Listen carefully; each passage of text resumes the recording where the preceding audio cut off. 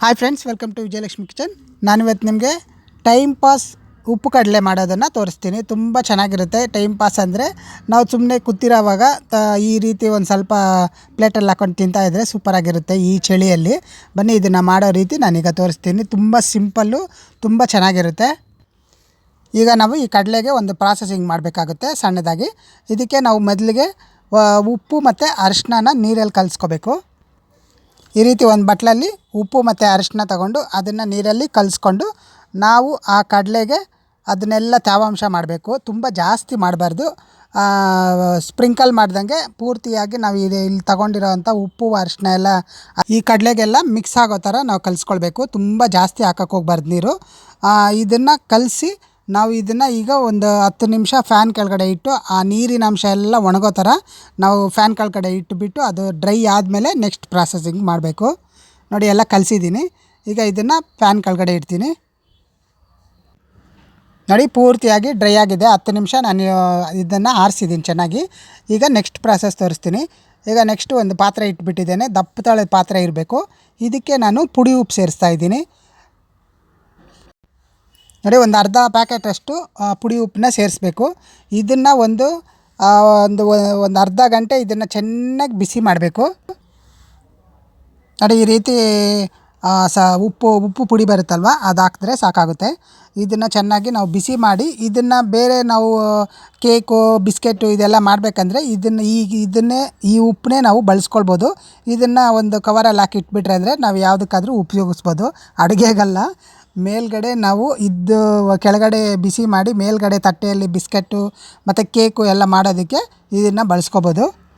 ನೋಡಿ, ಉಪ್ಪೆಲ್ಲ ಚೆನ್ನಾಗಿ ಕಾದಿದೆ. ಈಗ ನಾವು ಕಡಲೆ ಹಾಕಬೇಕು.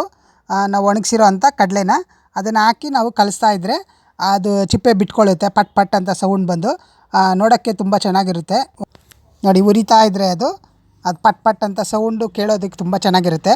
ಆ ರೀತಿ ಎಲ್ಲ ಬಿಟ್ಕೊಳ್ತಾ ಇರುತ್ತೆ.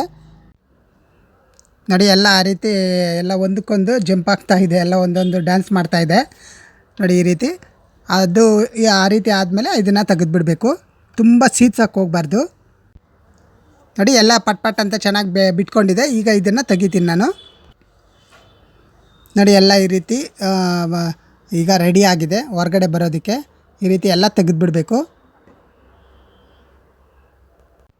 ನೋಡಿ, ಅದೆಲ್ಲ ಪಟ್ಪಟ ಅಂದಿದ ತಕ್ಷಣವೇ ಅದನ್ನೆಲ್ಲ ತೆಗೆದುಬಿಡಬೇಕು, ಇಲ್ಲಾಂದರೆ ಅದು ಸೀದೋಗ್ಬಿಡುತ್ತೆ.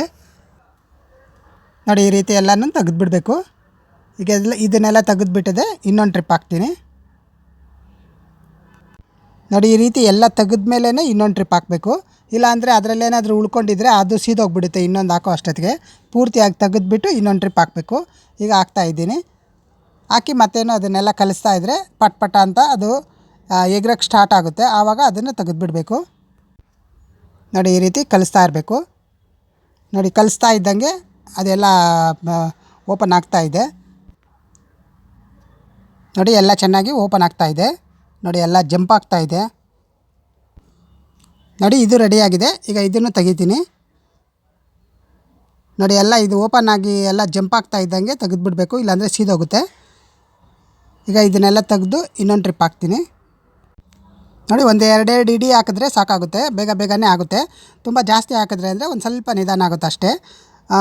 ಇದು ಇವಾಗ ಹಾಕಿದ ತಕ್ಷಣ ಇದನ್ನು ಚೆನ್ನಾಗಿ ಈ ರೀತಿ ಉಪ್ಪೊಳಗಡೆ ಸ್ವಲ್ಪ ಹಿಂಗೆ ಮುಚ್ಚಿಟ್ಬಿಟ್ಟು ಹಂಗೆ ಮತ್ತೆ ಕಲಿಸ್ತಾ ಇದ್ದರೆ ಅಂದರೆ ಅದು ಪಟ್ ಪಟ್ ಅಂತ ಎದ್ದೊಳ್ತಾ ಇರುತ್ತೆ.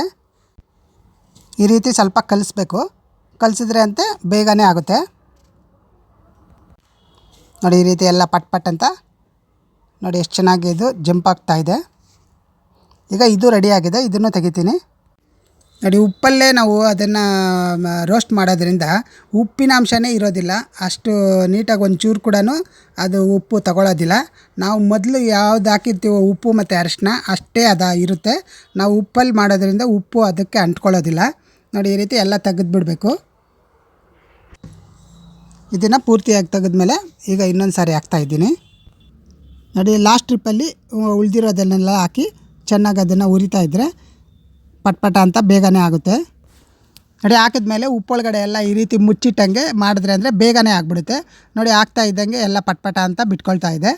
ಈ ರೀತಿ ನಾವು ಕಲಿಸ್ತಾ ಇದ್ದರೆ ಅಂದರೆ ಬೇಗನೆ ಆಗುತ್ತೆ. ಈ ರೀತಿ ಕಲಿಸ್ತಾ ಇರಬೇಕು. ನೋಡಿ, ಎಲ್ಲ ರೆಡಿ ಆಗಿದೆ. ಈಗ ಇದನ್ನು ತೆಗಿತೀನಿ. ಈಗ ರೆಡಿಯಾಗಿದೆ. ಇದನ್ನು ಸರ್ವಿಂಗ್ ಬೌಲ್ ತೆಗಿತೀನಿ. ಈ ಚಳಿಯಲ್ಲಿ ಈ ರೀತಿ ಎಲ್ಲ ಮಾಡಿಕೊಂಡು ತಿಂದರೆ ತುಂಬ ಚೆನ್ನಾಗಿರುತ್ತೆ. ಸಂಜೆ ಟೈಮಲ್ಲಿ ಎಲ್ಲರೂ ಇಷ್ಟಪಡ್ತಾರೆ. ಏನಾದರೂ ಒಂದು ಈ ರೀತಿ ಉಪ್ಪುಪ್ಪಾಗಿರೋದು, ಖಾರವಾಗಿರೋದು ಇದೆಲ್ಲ ಇಷ್ಟಪಡ್ತಾರೆ. ಈ ರೀತಿ ಮಾಡಿಕೊಂಡು ನಾವು ಸ್ಟೋರ್ ಮಾಡಿಕೊಂಡ್ರೆ ಯಾವಾಗಾದರೂ ಇದನ್ನು ಒಂದು ಸ್ವಲ್ಪ ತಿಂದ್ಕೊಳ್ಬೋದು. ಯಾರಾದರೂ ಬಂದಾಗೂ ಕೂಡ ಅವ್ರಿಗೂ ಕೊಟ್ಟರೆ ಅವರು ಖುಷಿ ಪಟ್ಕೊಂಡು ತಿಂತಾರೆ. ಸಂಜೆ ಟೈಮಲ್ಲಿ ಈ ರೀತಿ ಒಂದು ಚಳಿಯಲ್ಲಿ ಇಂಥದ್ದನ್ನೇ ಇಷ್ಟಪಡ್ತಾರೆ ಎಲ್ಲರೂ. ನೋಡಿ ತುಂಬ ಚೆನ್ನಾಗಿ ಬಂದಿದೆ. ಒಂಚೂರು ಉಪ್ಪಿನಾಂಶ ಕೂಡ ಇಲ್ಲ ಇದರಲ್ಲಿ. ಅಷ್ಟು ಚೆನ್ನಾಗಿದೆ. ನಾವು ಹಾಕಿರೋಂಥ ಮೀಡಿಯಮ್ ಉಪ್ಪೇ ಇದರಲ್ಲಿರೋದು. ಇದೇ ರೀತಿ ನೀವು ಮಾಡಿ ಸ್ಟೋರ್ ಮಾಡಿಕೊಂಡು ಚಳಿಗಾಲದಲ್ಲಿ ಸ್ವಲ್ಪ ತಿಂತಾಯಿದ್ರೆ ಇದು ಕಡಲೆಕಾಳು ಆರೋಗ್ಯಕ್ಕೂ ತುಂಬಾ ಒಳ್ಳೆಯದು. ಇದೇ ರೀತಿ ನೀವು ಮಾಡಿ. Okay friends, like, share, subscribe ಮಾಡಿ. ಪಕ್ಕದಲ್ಲಿರೋ ಬೆಲ್ಲೈಕನನ್ನು ಒತ್ತಿ. ನನ್ನೆಲ್ಲ ರೆಸಿಪಿಗಳು ತಕ್ಷಣ ಬರುತ್ತೆ. Thank you.